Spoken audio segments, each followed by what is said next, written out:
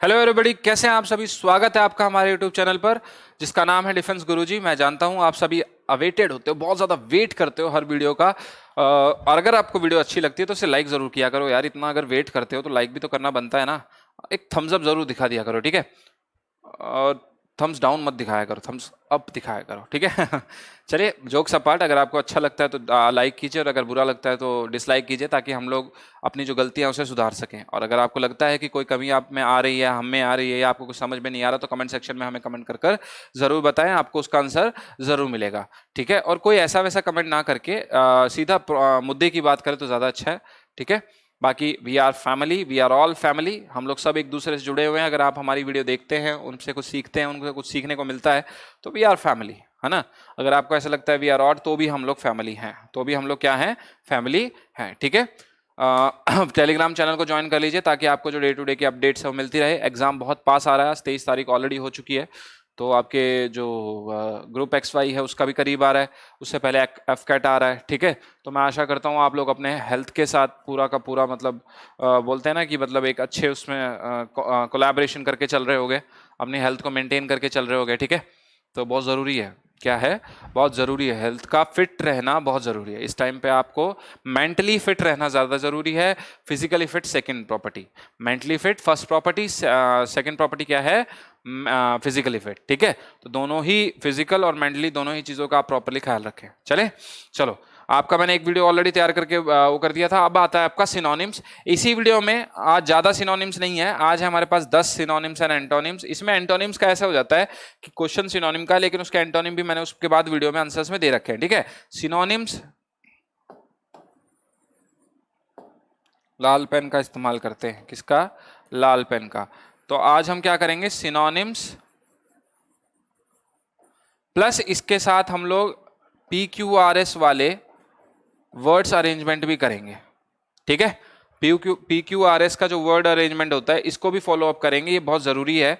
हम चार पांच इसकी प्रैक्टिस, हालांकि इसकी प्रैक्टिस जितनी करोगे वही आपको इनफ रहेगा, क्योंकि इसमें कोई रूल लागू नहीं होता, इसमें कोई रूल लागू नहीं होता। इसको सॉल्व करने के लिए यू नीड हार्ड प्रैक्टिस, इसको सॉल्व करने के लिए यू नीड हार्ड प्रैक्टिस। अगर मैं आपसे बात करूं, अगर मैं आपसे बात करूं कि सेंटेंस फॉर्मेशन कैसे करोगे, सेंटेंस फॉर्मेशन आप कैसे करोगे, अगर मैं आपसे कहूं कि भाई सेंटेंस फॉर्मेशन हमें करनी है, तो आप कैसे करोगे। सीधी सी बात है, आपको पता है कि किसी भी सेंटेंस का एक सब्जेक्ट होता है, उसी में कोई वर्ब होता है, और प्लस उसमें कोई ना कोई क्या होता है, ऑब्जेक्ट होता है। ये तो सभी को पता है, ये तो सभी को पता है। तो अब ये रूल हर चीज में लगाया जाए, ये तो पॉसिबल नहीं ना, ये तो पॉसिबल नहीं, क्योंकि इसके बीच में ना जाने कितनी चीज आती है, इसके बीच में कितनी चीज आती है, पता ही नहीं। अब मैं एक छोटा सा एग्जांपल लूं, नाउन का, नाउन का एग्जांपल लूं। नाउन से पहले क्या आता है, एडजेक्टिव आता है, एडजेक्टिव से पहले क्या आता है, एडवर्ब आता है, और एडवर्ब से पहले क्या आता है, आर्टिकल आता है। यही तो चीजें फॉलो अप होती है, यही तो चीजें फॉलो अप होती है। जैसे I saw a very beautiful car, I saw a very beautiful, आपके स्पॉटिंग द एरर में एक ऐसा क्वेश्चन दूंगा मैं, I saw a very beautiful car, मैंने एक बहुत अच्छी सुंदर गाड़ी देखी, मैंने एक बहुत सुंदर गाड़ी देखी। अब ए क्या है, आर्टिकल, वेरी क्या है, एडवर्ब, ब्यूटीफुल क्या है, एडजेक्टिव, कार क्या है, नाउन, है ना। तो ये चीजें तो हमें पता है, ये चीजें तो अगर हम ध्यान से देखें तो ये चीजें तो हमें पता है, लेकिन अगर हम ये चीजें इस पे अप्लाई करें तो क्या आप सक्सेस हो पाएंगे, बिल्कुल नहीं। मैं कहूंगा 0% की सक्सेस मिलेगी आपको। This thing needs more practice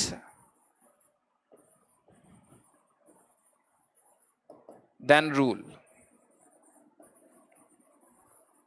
इसको करने के लिए आपको बहुत ज्यादा प्रैक्टिस की आवश्यकता है, बजाय किसी रूल के। यानी आपको रूल फॉलो अप करने की बजाय क्या करना चाहिए, जितने ज्यादा से ज्यादा PQRS के क्वेश्चंस आप लोग अटेम्प्ट कर सकें, उतना ही आपके लिए क्या है, अच्छा है, उतना ही क्या है आपके लिए अच्छा है, ठीक है। ये क्या हो गया भाई, फिर से पीछे चलें, एक सेकंड रुकिए, देखते हैं। ये पूरा इरेज ही हो गया, क्या चला गया, अभी ढूंढ देंगे उसको। हाँ आ गया, देखा, हम भी आपके साथ साथ क्या कर रहे हैं, सीख रहे हैं। क्या कर रहे हैं, सीख रहे हैं। एक्चुअली क्या है, वो जो रबर अपन लोग कॉपी में यूज करते हैं ना, वो जो रबर हम लोग यूज करते हैं, हमें पता होता है हमें क्या मिटाना है क्या नहीं मिटाना है। यहाँ अगर आपने इसमें 4-5 रबर हैं, अगर आपने गलत इरेजर जिसको आप बोलते हो, हम लोग तो रबर बचपन से उसको बोलते आए हैं, ठीक है, तो हमें रबर की आदत हो जाती है। तो जिसको आप इरेजर बोलते हो इरेज करने के लिए, वो भाई इसमें 2-3 है।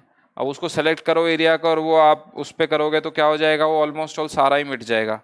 ठीक है, भगवान ने अच्छा एक सिस्टम दे रखा है अंडू का। किसका? अंडू का। Things we have erase will be get back, है ना। वो क्या हो जाएगा, जो चीजें हमने मिटाई हैं वो चीजें वापस आने वाली, ठीक है, वापस आ जाती है। चलो ठीक है, ज्यादा बातें नहीं करते हैं, सिनोनिम्स पे आते हैं। पहला आपका क्वेश्चन ब्लैक बोर्ड पे ऑलरेडी दे रखा है, and your first question is plight. क्या है आपका पहला question? Plight. You have to tell me the synonym of plight. There are no pictures today because there are only 10 synonyms antonyms, तो ज्यादा समय लगने वाला नहीं है हमें। प्लाइट का सिनोनिम क्या होगा? प्लाइट का सिनोनिम क्या होगा? Helpful situation, an unfortunate situation, an advantage या अ बून। क्या होगा इसका? ध्यान दो, helpful situation, an unfortunate situation, an advantage या अ बून। क्या हो सकता है इसका? आपके ख्याल से क्या हो सकता है? लगाओ निशाना। प्लाइट आप किसको बोलते हो? पहले तो ये समझो, प्लाइट आप किसको बोलते हो? प्लाइट का क्या मतलब होता है? प्लाइट का मतलब होता है बैड सिचुएशन, बैड सिचुएशन, या हम कह सकते हैं इसको दुर्दशा। क्या कह सकते हैं हम? दुर्दशा। यानी उसकी हम लोग नहीं कहते, कई बार हम कहते हैं उसकी दुर्दशा क्या है, खराब चल रही है, उसकी जो किस्मत है वो कैसी चल रही है, इलॉजिकल। यानी उसकी जो दुर्दशा है वो कैसी है, खराब है, उसकी दशा बहुत ज्यादा खराब है। यानी कहने का मतलब उसका जो लुक है वो बहुत ज्यादा डाउन आ रहा है। कैसा आ रहा है उसका? बहुत जो लुक है वो कैसा आ रहा है, बहुत ज्यादा डाउन आ रहा है। तो प्लाइट से आप क्या समझे? An unfortunate situation, an advantage और अबून। बिल्कुल आपने सही लगाया, एन अनफॉर्चुनेट सिचुएशन। देखिए प्लाइट का क्या मतलब होता है? प्लाइट का मतलब होता है बच्चे दशा, या हम कह सकते हैं दुर्दशा। क्या कह सकते हैं हम? दुर्दशा। या हम इंग्लिश में बात करें तो क्या कहेंगे? डेंजरस, और वैसे मैंने बता दिया बैड, डेंजरस और डिफिकल्ट और एन अनफॉर्चुनेट सिचुएशन। ऐसी कंडीशन जिसमें आप बहुत मुसीबत में हैं, सीधी बात ये है। ऐसी कंडीशन जिसमें आप क्या फेस कर रहे हैं, बहुत ज्यादा मुसीबत फेस कर रहे हैं, उसको कहते हैं प्लाइट। और इसके सिनोनिम पे अगर हम चले तो इसका पहला सिनोनिम होता है मेरे बच्चे प्रेडिकामेंट। क्या होता है? प्रेडिकामेंट। ठीक है, इसका भी मतलब क्या होता है? आपकी बैड सिचुएशंस। यानी कहने का क्या मतलब है, आप किस भारी सिचुएशन, भारी दुविधा से निकल रहे हैं। क्वेंडरी, नेक्स्ट क्या है इसका सिनोनिम? क्वेंडरी। क्वेंडरी का भी क्या मतलब होता है? भारी सिचुएशन। क्या है? भारी सिचुएशन। और डेलेमा तो आप लोग ऑलरेडी जानते हो। और एग्जामिनेशन पॉइंट ऑफ व्यू से अगर चेक मारो तो dilemma is the right word which you are looking for. Plight का जो क्वेश्चन पूछा जाता है उसमें ऑलमोस्ट ऑल आपको ऑप्शन में डेलेमा दिया जाता है सिनोनिम अगर ढूंढना है तो। ठीक है, डिलेमा पूछा जाता है। अगर इसके एंटोनिम की बात करें, जहां आपकी हालत खराब है वहीं आपकी हालत अच्छी होगी, तो और हम कहते हैं ना टेलीविजन अ बून और बैन। टेलीविजन अ बून और बैन। क्या है टेलीविजन, बून है या बैन? तो सीधी सी बात है भाई, ब्लेसिंग। टेलीविजन ना तो बून है और ना ही बैन है। कुछ लोग इसको अच्छा मानते हैं, कुछ लोग इसको गंदा मानते हैं। बून का मतलब अच्छा, बैन का मतलब गंदा। ठीक है, तो ब्लेसिंग क्या है? ब्लेसिंग अच्छा यानी आशीर्वाद, यानी ठीक चल रही है कंडीशन। कैसी चल रही है? ठीक चल रही है कंडीशन, है ना। और बून का मतलब भी यही होता है, बून का मतलब भी यही होता है। ठीक है, तो इसका एग्जांपल अगर देखें, you don't know what a plight he had to endure. Endure का मतलब होता है झेलना। एंड्योर का मतलब क्या होता है? Sufferings, to suffer. एंड्योर का क्या मतलब होता है? सफरिंग, या हम कह सकते हैं टू सफर। ठीक है, देखो एक वर्ड को पूरा खोल के रख दिया मशीन की तरह है। कल्पिनेट, नेक्स्ट वर्ड क्या है? कल्मिनेट। क्या है ये? कल्पिनेट नहीं, कल्मिनेट। क्या है ये? कल्मिनेट। क्लाइमैक्स, भाई किसी चीज का क्लाइमैक्स बिल्कुल चरम सीमा, या हम बिल्कुल बोलते हैं ना कि बिल्कुल टॉप, हम अपने मतलब वो कहते हैं ना कि उसेन बोल्ट भागा और वो बिल्कुल अपने क्लाइमैक्स पे पहुंच चुका, अपने यानी अपने रीच पे, अपने टारगेट पे पहुंच चुका है। क्लाइमैक्स, नादिर, इनिशिएट या वेरी बैड। क्या होगा इसका? नादिर और वेरी बैड। आप नादिर आप जानते हैं, नादिर क्या होता है? Down point. डाउन पॉइंट जैसे जेनिथ होता है वैसे इसका ऑपोजिट क्या है? नादिर, है ना। चलिए बताइए, climax, Nadir, initiate, very bad. बिल्कुल आप सही हैं, इसका क्या होगा?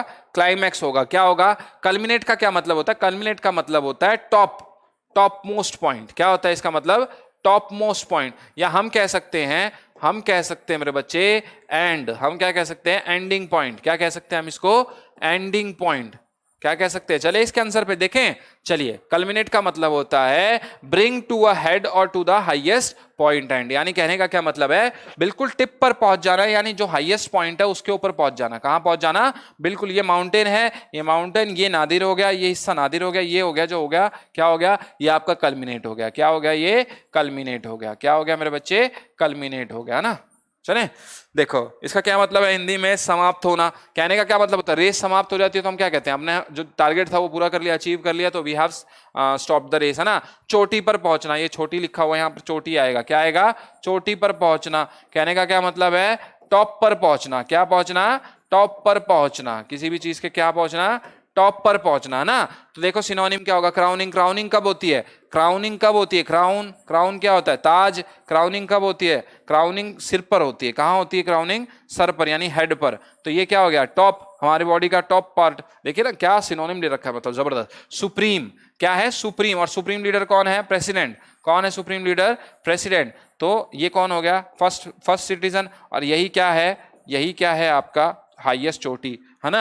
एंटोनिम क्या हो गया इसका? कमेंसिंग। कमेंसिंग मतलब अभी स्टार्ट करना, अभी स्टार्ट करना, यानी बस अभी स्टार्ट कर रहा हूं, है ना। He has just commence to start the shop, है ना। ओपनिंग, ओपनिंग का मतलब ये आप समझते हो, बस अभी उसने, उसेन बोल्ट ने भागना शुरू किया है, अभी तक वो पहुंचा नहीं है, उसने बस अभी भागना शुरू किया है। नेक्स्ट वर्ड देखिए, सेक्रामेंट। अगला वर्ड क्या है? सेक्रामेंट। क्या है वर्ड? सेक्रामेंट। लगाइए इस पे निशाना, लगा दो खींच कर वहां से तीर, और कैमरा फाड़ के तीर इस पर लग जाए। सेरेमनी, कन्फेशन, कन्फर्मेशन या डाइवोर्स।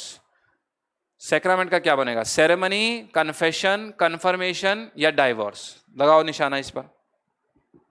सेक्रामेंट हम किसको बोलते हैं? अगर इसके मीनिंग पे जाओगे आप, तो आपने क्रिश्चियंस की मैरिज देखी है ना। क्रिश्चियंस मैरिज जो करते हैं वो कैसे करते हैं? उनका एक रीति रिवाज के, रिचुअल्स के हिसाब से करते हैं। वो कैसे करते हैं? चर्च में जाके। कैसे करते हैं बच्चे? चर्च में जाके, है ना, है ना। वहां पर क्या होता है, उसको क्या बोला जाता है? उनके भाषा में उनको बोला जाता है सेरेमनी। क्या बोला जाता है?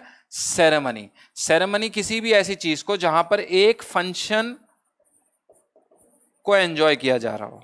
और पर्पसली अगर बात करोगे तो क्या? क्रिश्चियन का। पर्पसली बात करोगे तो क्या? क्रिश्चियन का। देखिए सेक्रामेंट का क्या मतलब होता है? An important religious ceremony in the Christian church, यानी जो रिलीजियस सेरेमनी होती है क्रिश्चियन चर्च में, उसको कहा जाता है क्या? उसको क्या कहा जाता है? सेक्रामेंट। सेक्रामेंट का मतलब धार्मिक उत्सव, और ये किसके लिए? क्रिश्चियंस के लिए। किसके लिए?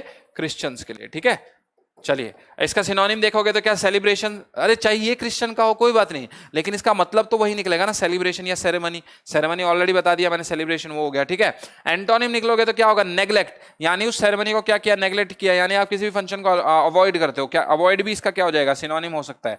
अवॉइड भी इसका क्या हो सकता है? सिनोनिम हो सकता है। डिनाइल का मतलब मना करना। आप किसी धार्मिक उत्सव में जा रहे हो, आप किसी धार्मिक उत्सव से मना कर रहे हो, तो डिनाइल और नेग्लेक्ट क्या हो गया? इसका एंटोनिम हो गया। क्या हो गया? डिनाइल और नेग्लेक्ट इसका एंटोनिम। अगला देखिए, टायरेनी। अगला क्या है? टायरेनी। क्या होगा टायरेनी का? देखिए, डेमोक्रेसी, लिबरलिटी, ऑटोनॉमी या डेस्पोटिज्म। क्या होगा इसका? ये वाला आपको वहां से याद आ जाएगा, मैंने वन वर्ड सब्स्टिट्यूशन करवाए थे। एक राजा, एक राजा, और वो भी कैसा? निर्दयी, है ना। तो क्या होगा टायरेनी का मतलब? टायरेनी का मतलब क्या होगा? देखें ध्यान से। टायरेनी का मतलब होता है डिक्टेटरशिप, यानी हिटलर। यानी हिटलर, हिटलर क्या करता था? हिटलर किसी की सुनता था क्या? हिटलर किसी की नहीं सुनता था। और चलाता किसका था? अपनी चलाता था। किसकी चलाता था मेरे बच्चों? अपनी चलाता था, है ना। तो डिक्टेटर था, ही वॉज अ डिक्टेटर। उसको किसी से राय लेने की कोई जरूरत नहीं थी, वो किसी से राय नहीं लेता था। वो क्या नहीं करता था? किसी से राय नहीं लेता था। उसको अगर लग रहा है ना कि ये सामने वाला बंदा मेरे मतलब मेरे फायदे का है तो ठीक है, अगर नहीं फायदे का तो उड़ा दो, बस सीधी सी बात है। उसका डिसीजन ऐसा ही होता था। उसको क्या बोलते हैं हम लोग? उसको बोलते हैं डिक्टेटरशिप। ठीक है, एक छत्र हम बोलते हैं ना एक छत्र आसन, या बोल सकते हैं एक छत्र राज। क्या बोल सकते हैं? एक छत्र राज। A situation in which someone और something controls how you are able to live in an unfair way, है ना। भाई कैसे जियोगे ये मेरा मानना, मतलब कहने का क्या मतलब है? मान लो हिटलर जो था, इसका एक एग्जांपल सबसे अच्छा है डिक्टेटर में, क्योंकि he is the biggest dictator in the world. He is known as a biggest dictator in the world. वो ही डिसाइड करता था कि भैया लोगों को कैसे जीना है। लेकिन ये भी सच था कि भैया अगर वो डिसाइड करता था कि कैसे जीना है, तो वो एक फेयर वे में डिसाइड नहीं करता करता था, everything was unfair, everything was unfair, सब कुछ क्या था, अनफेयर था, सब कुछ डिसाइडेड होता था उसकी तरफ से, ठीक है, उसको बोलते हैं डिक्टेटरशिप। और इसका सिनोनिम क्या हो जाएगा, ऑटोक्रेसी। क्या हो जाएगा इसका सिनोनिम, ऑटोक्रेसी। और आंसर यहाँ पर डेस्पोटिज्म दिया हुआ था, डेस्पोटिज्म दिया हुआ है। इसका डेस्पोटिज्म का क्या मतलब होता है, डिक्टेटरशिप, है ना, D for dictator, D for despotism. Antonym क्या हो जाएगा, जहां पर आपको भैया एक गवर्नमेंट हो, उस गवर्नमेंट को कौन चुने, by the people for the people, है ना, ये वाला सिस्टम। तो ये कौन चुने, पीपल चूज करें उसको, लोग चूज करें उसको, है ना, वहां पर सबकी सुनी जाए और ख्याल किसका रखा जाए, किसका, पीपल का, ठीक है। तो democracy is the opposite of tyranny, democracy is the opposite of tyranny. और कोई ऐसी है भी नहीं। इसका सेंटेंस क्या होगा, women will fight against tyranny of domesticity. यानी डोमेस्टिसिटी क्या है कि घर का जो कार्य करने के लिए, या हम कह सकते हैं दहेज प्रथा और ये सारी चीजें जो उनके साथ डोमेस्टिक वायलेंस होता है, क्या होता है, डोमेस्टिक वायलेंस होता है। उनको अगर दहेज नहीं दिया तो आग लगा दी जाती है, या उनसे घर का काम करवाया जाता है। दे आर नॉट मतलब they are not ask for doing jobs outside, उनसे ये नहीं कहा जाता कि बाहर जॉब करो, या उनको नहीं करने दिया जाता ना, सब डोमेस्टिसिटी में आ जाता है आपका, डोमेस्टिक वायलेंस जिसे आप बोलते हो ना। Smear, next word is smear, next word is smear, encourage, quarrel, avoid या मार्क। स्मीयर का क्या मतलब होता है, एनकरेज, क्वेरल, अवॉइड या मार्क, क्या होता है स्मेयर का मतलब, बिल्कुल आसान। देखिए स्मेयर क्या है, स्मेयर क्या है, स्मेयर क्या है, आप चिंटू एक बंदा है, चिंटू एक बंदा है, चिंटू टेबल पर बैठकर कॉफी पी रहा था। चिंटू क्या कर रहा था, टेबल पर कॉफी पी रहा था, टेबल पर बैठा था और कॉफी पी रहा था। इतने में चिंटू का छोटा भाई आ गया, 2 साल का, 3 साल का, चिंटू का छोटा भाई आ गया, 3 साल का ब्रदर, है ना, 3 साल का ब्रदर आ गया। उसने क्या किया, चिंटू को धक्का दे दिया। क्या कर दिया, चिंटू को क्या कर दिया, धक्का दे दिया। वो जो कॉफी थी ना, वो चिंटू की टी शर्ट पे गिर गई। टी शर्ट पहन रखी थी, चिंटू ने नंगा नहीं बैठा था, वो टी शर्ट पहन रखी थी उसने, ठीक है। अब वो टी शर्ट पे गिर गई, तो अब वो कॉफी का वहां पर क्या लग जाएगा, कॉफी का वहां पर क्या लग जाएगा, धब्बा। क्या लग जाएगा, धब्बा, या हम कह सकते हैं दाग। क्या कह सकते हैं, दाग। बेसिकली स्मेयर का मतलब होता है ऐसा दाग, ऐसा दाग जो ना मिटे, ऐसा दाग जो ना मिटे, यानी जो धब्बा लग गया वो ना मिट पाए, मुश्किल से मिटे, यानी मिटेगा लेकिन एक समय लेगा। क्या लेगा, एक समय लेगा। अब जैसे मान लो आप बात करें तो किस चीज की, अब मान लो अगर हल्दी लग जाए आपके किसी पे, हल्दी लग जाए कपड़े पे, तो अगर आप हल्दी को वॉश करोगे तो हल्दी तो जल्दी से मिट जाएगी, वो पीलापन जो था वो 1-2 दिन में चला जाएगा, है ना। ऐसी कोई चीज जो बहुत ज्यादा लंबे समय तक, इंक है, इंक, ब्लू पेन की इंक होती है जो लीक हो जाती है, अगर आपने यहाँ पेन डाल रखा हो, इंक लीक हो जाती है, तो 2 दिन में नहीं जाती, उसको कई बार वॉश करना पड़ता है, कितनी वॉश में पता नहीं हो जाती है ना। तो स्मेयर का क्या मतलब होता है, धब्बा, बेदाग, है ना, दाग बोल सकते हैं इसको, क्या बोल सकते हैं, दाग। तो स्मेयर का क्या मतलब है, spare means to spread a liquid और a thick substance over a surface, यानी किसी सरफेस पर चीजों को फैला देना, यानी धब्बा लगा देना, यानी हम कह सकते हैं कलंक या दाग। क्या कह सकते हैं हम, कलंक या दाग। आप कहोगे कलंक, कलंक मूवी नहीं भाई, कलंक, कलंक का मतलब भी क्या होता है, दाग होता है। कलंक 2 वे से लगता है, एक तो कलंक लग गया भाई, आपने कोई गलत काम किया, उसका कलंक लगना, उसका धप्पा लगना, क्या लगना, धप्पा लगना आपके ऊपर, ठीक है। और एक कलंक क्या होता है भाई, सीधी सी बात है, आपके ऊपर भाई क्या कहते हैं, दाग लग गया किसी चीज का, आपके ऊपर कोई कॉफी वॉफी चाय वाय गिर गई, उसका दाग लग गया, ठीक है। तो क्या हो जाएगा इसका सिनोनिम, कवर हो जाएगा, कवर हो जाएगा, या स्टेन हो जाएगा, जिसको हम पैच भी बोलते हैं। क्या बोलते हैं, इन तीनों का ही मतलब क्या है, दाग।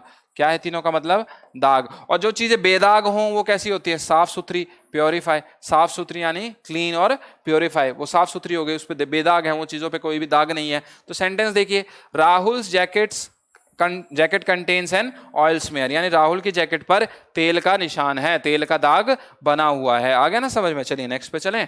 मायरिएट, क्या है ये, मीरियाड भी बोल सकते हैं इसको, मायरिएट भी बोल सकते हैं। इसका एंटोनिम ढूंढना है आपको, क्या ढूंढना है, एंटोनिम ढूंढना है। Opulence, scarcity, plethora, large.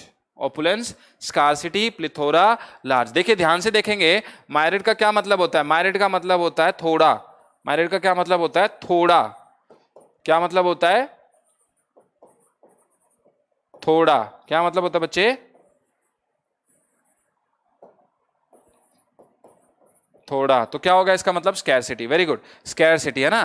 देखिए क्या है, मायरिड का मतलब होता है, अच्छा यहां क्या ढूंढना था हमें, चलो एंटोनिम ढूंढना है हमें, क्या ढूंढना है, एंटोनिम ढूंढना है। तो मायरिड का मतलब तो हो गया ज्यादा, मायरिड का क्या मतलब हो गया, ज्यादा। और इसका ऑपोजिट क्या हो जाएगा, थोड़ा। इसका ऑपोजिट क्या हो जाएगा, थोड़ा। और थोड़ा क्या है, स्कैरसिटी।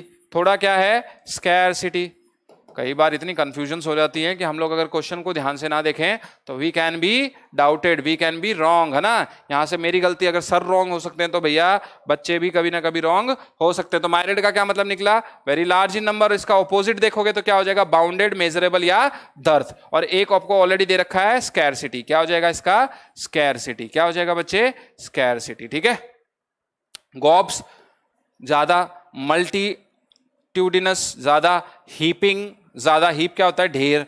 ढेर किस में काउंट किया जाता है? ज्यादा में काउंट किया जाता है। ढेर किस में काउंट किया जाता है? ज्यादा में। चलिए, अल्टरकेशन नेक्स्ट क्या है? सातवां, अल्टरकेशन। अल्टरकेशन क्या होता है? एडजस्टमेंट, स्क्वेबल, एग्रीमेंट या नेगोशिएशन। क्या होता है अल्टरकेशन? एडजस्टमेंट, स्क्वेबल, एग्रीमेंट या नेगोशिएशन। क्या करेंगे आप लोग? अल्टरकेशन को क्या करेंगे?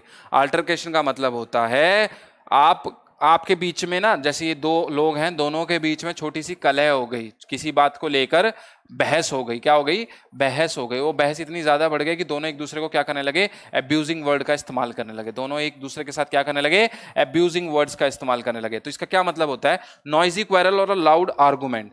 नॉइजी क्वेरल या हम कह सकते हैं लाउड आर्गुमेंट। जोर जोर से चिल्लाकर बात करना, अबे तेरे को पता नहीं, अरे तेरे को नहीं पता मैं क्या कर दूंगा, अबे वो नहीं पता तेरे को, है ना। इसको हम कहते हैं कलह। क्या कहते हैं हम? कलह। और बेसिकली ये जो कलह वर्ड है ना, ये फैमिली इश्यूज होते हैं। क्या होते हैं? फैमिली इश्यूज होते हैं। क्या होते हैं? फैमिली। अगर दोस्त के साथ कलह हो जाए तो दैट इज वहां यूज करने की बजाय अगर हम इस अल्टरकेशन शब्द को फैमिली मैटर्स में यूज करें तो दैट इज मच बेटर, क्योंकि इसका मतलब जो कलह है, वो हो सकती है किसी के साथ भी, it is possible with anyone, but basically इसका जन्म हुआ फैमिली रिलेटेड। किस लिए इसका जन्म हुआ? अल्टरकेशन, है ना। सिनोनिम क्या हो जाएगा? रैंगल हो जाएगा। क्या हो जाएगा? रैंगल या एम्ब्रॉयलमेंट या रंबल। रंबल का मतलब क्या होता है? झगड़ना, छोटी छोटी बातों पर एक दूसरे के साथ झगड़ना। एंटोनिम क्या हो जाएगा? कॉनकॉर्ड, शांति, हार्मनी, शांति, पीस, शांति। तो तीनों का मतलब क्या निकल के आता है? शांति। तीनों का मतलब क्या निकल के आता है? शांति। हिंदी में लिख रहा हूं, शांति। क्या होगा? ठीक है ना। अब चले नेक्स्ट पे। चले, इनएब्रिएटेड। क्या है next word? Inebriated. Sober, intoxicated, clean या बूजी। क्या हो सकता है इसका? इनएब्रिएटेड, सोबर, इंटॉक्सिकेटेड या क्लीन या बूजी।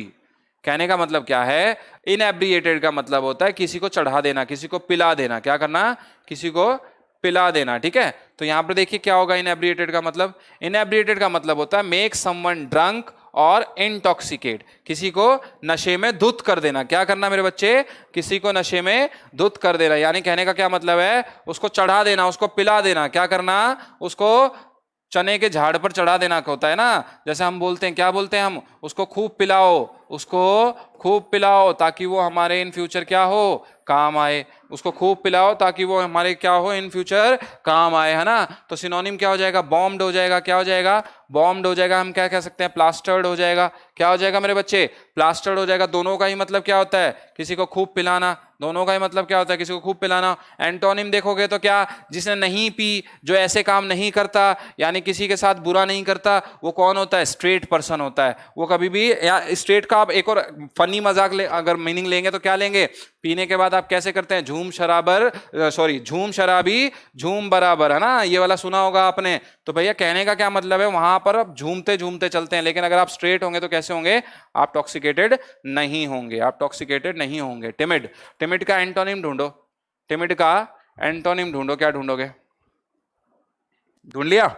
चलो, टिमिड का मतलब होता है शोइंग फियर, यानी डर दिखाना। टिमिड कैसा होता है? डरपोक। कैसा होता है टिमिड का मतलब? डरपोक। ये तो सबसे ज्यादा आता है और सबसे ज्यादा आपको पता भी होगा। सिनोनिम क्या है? एम्बीवेलेंट। एम्बीवेलेंट का मतलब होता है डरपोक। बैशफुल का मतलब होता है डरपोक। या वैसिलेटिंग का क्या मतलब होता है? डरपोक। तीनों का ही मतलब क्या होता है बेटा?